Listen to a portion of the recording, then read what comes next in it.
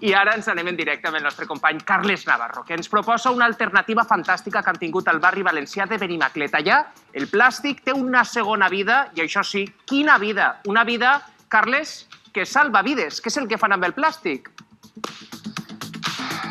Una vida que salva vides, bona vesprada, Joan, tu ho has dit, perquè amb el plàstic reciclat així en el barri de Benimaclet, estos joves el que fan és transformar-lo en viseres. Una iniciativa, Miquel, des del principi de la pandèmia, no?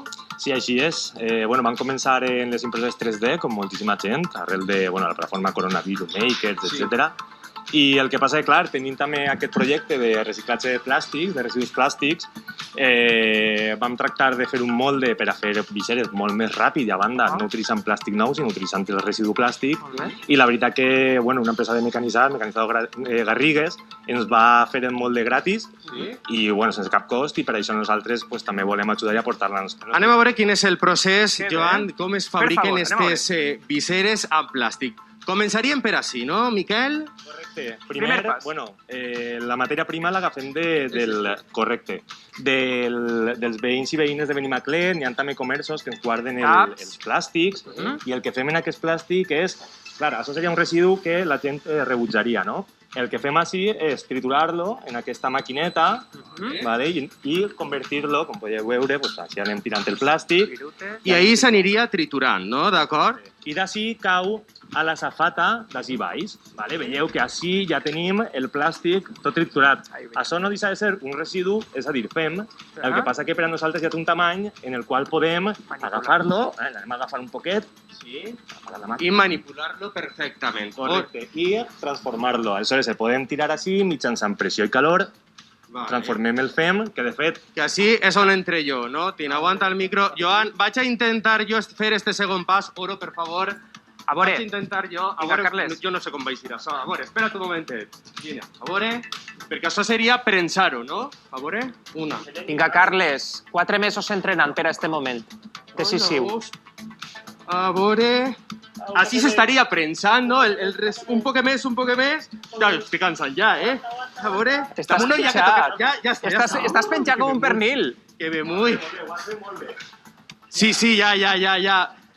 Així se prensaria i se residu, vine Miquel per així i es ficaria en este molde, a veure si el podem obrir. El molde que els han regalat. Així tenim els bebederos per on se plena tot el residu. No cal oblidar que això és fem. Vull dir, això que queden estos colors tan xulos era fem. Ara l'hem convertit en un objecte que té una utilitat com els visores protectors. La protecció contra la Covid-19, este seria el resultat... Este l'he fet jo abans? Este és el que jo he fet? Este l'he fet jo abans, Miquel. Hem assajat i pas per si acaso no hi en directe i este és el resultat. Molt bé, Carles. Esta seria una de les viseres. Lo bo és que totes són diferents, de diferents colors, són úniques. La barreja d'això pas, Miquel, quin seria? Següent pas, pots veure així a Laura, la nostra companya, que està llevant els bebederos. És a dir, sense llevar-li la pesa, clar, no és un objecte funcional. El que passa que el més important d'això és que veieu això d'ací, veieu que això és com un residu, no? Una empresa tradicional diria, això és un residu que no serveix ja per a res, no es pot vendre. Això no tindria una segona vida, sinó una tercera vida. Tercera i quasi infinita, no? Es torna... El material sempre està viu, sempre el reutilitzem i una altra vegada dins de la màquina. Es torna a ficar a la trituradora, es planxa, passa per el molde i es converteix en visera. I l'últim pas seria, Miquel?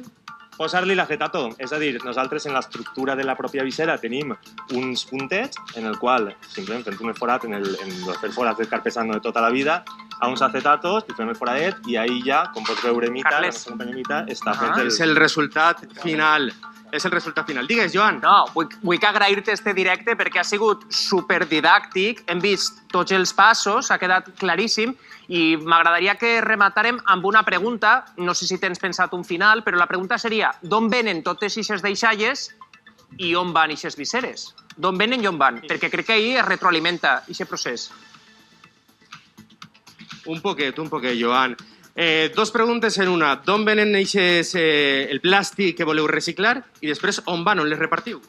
Bueno, la primera pregunta és un poc difícil. Bueno, difícil. N'hi ha 7 famílies de plàstic. És a dir, puc centrar-me en les famílies de plàstic. Nosaltres estem recollint només HDPE. Les ampolles d'on venen?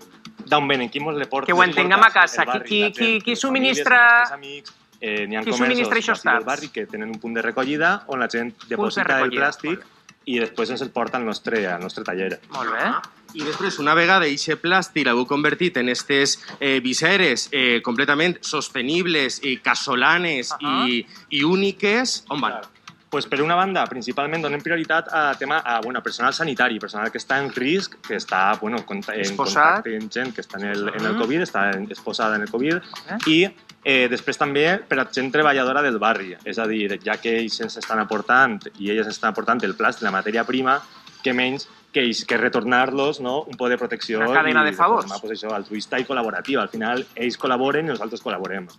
Efectivament, una cadena de favors. Estes viseres van per a persones exposades i com Manu i jo no parem d'exposar-nos a la Covid-19, se n'emportem 2 per a nosaltres. Viseres completament reciclables, sostenibles i úniques.